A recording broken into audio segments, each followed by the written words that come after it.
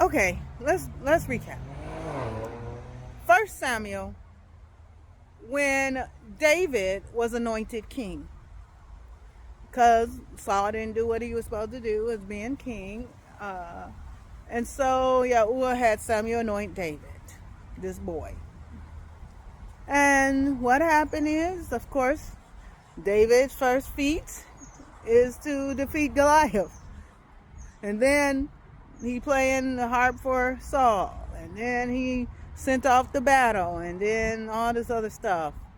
Saul didn't like him for some reason. So he said, well, I don't want to unalive him. I tried a couple of times. So I'm going to send him to war. But every time he sent David to war, he was successful and prosperous. And the people loved him. So then, here it is.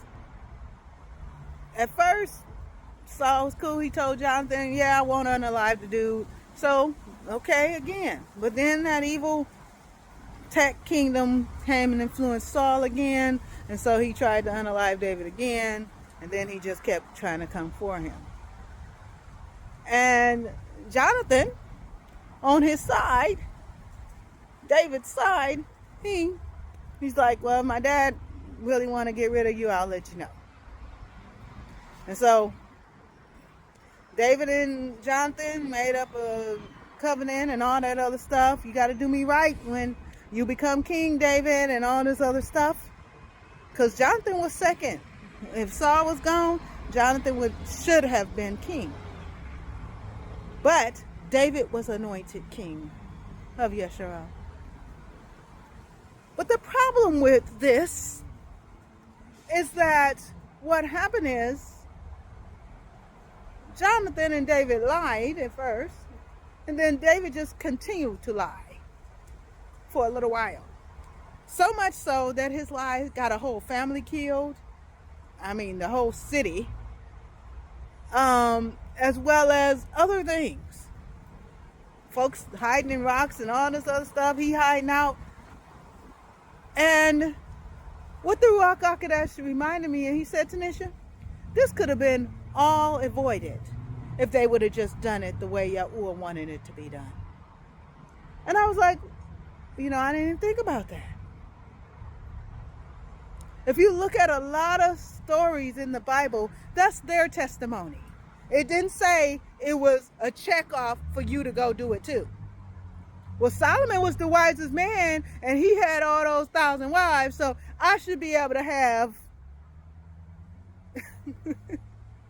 you see, Jacob, he got a whole tribe, and everybody is named after him. But see, that's the thing. When he was in the womb with Esau, his mama was told that Yahuah preferred him over his brother to keep the covenant with. But his mama and them, they lying and tricking and all this other stuff. Esau already sold him his birthright a long time ago for a cup of soup. And so all they had to do is get the verification and go get your birthright. Because that's what Yahuah said in the beginning. And so why is this important? Because if Yahuah said you are who you are, the only one that can stop you from being who you are is you.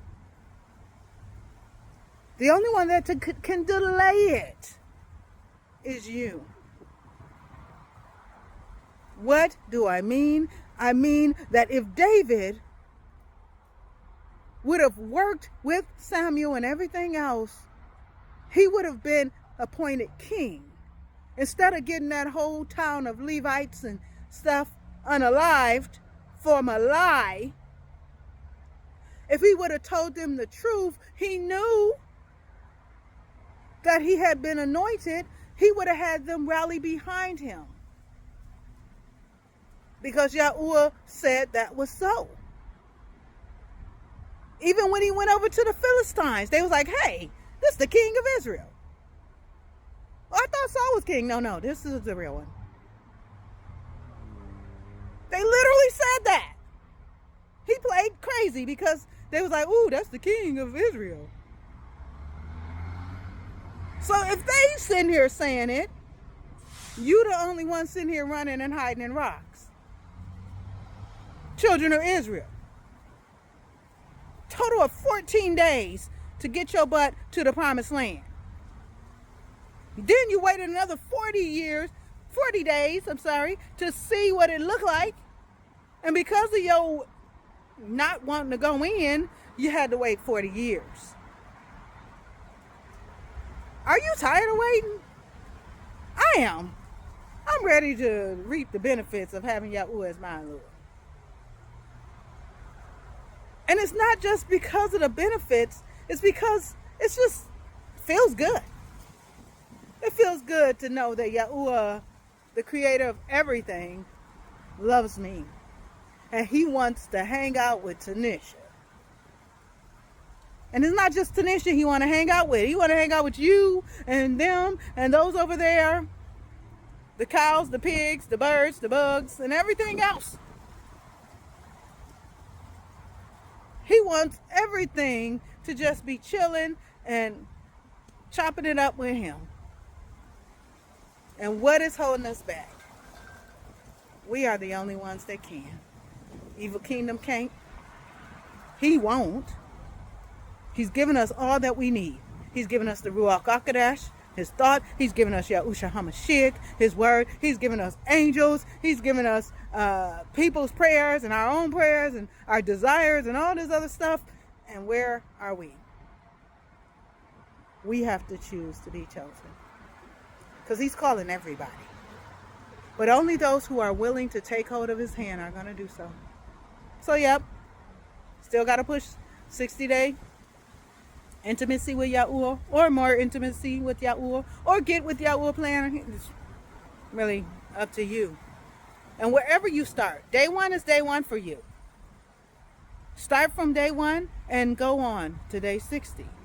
And let Yahuah get the glory from your life. Act like he gave you a word. Act like he gave you a voice. Act like he gave you the eyes to see, the ears to hear, and all that other stuff. Because he did. So till next time, know that Yahuah loves you. Accept his love. I love you. Other people love you. Accept our love. Love yourself. Earn your own throne. And of course, get with Yahuah. Shalom.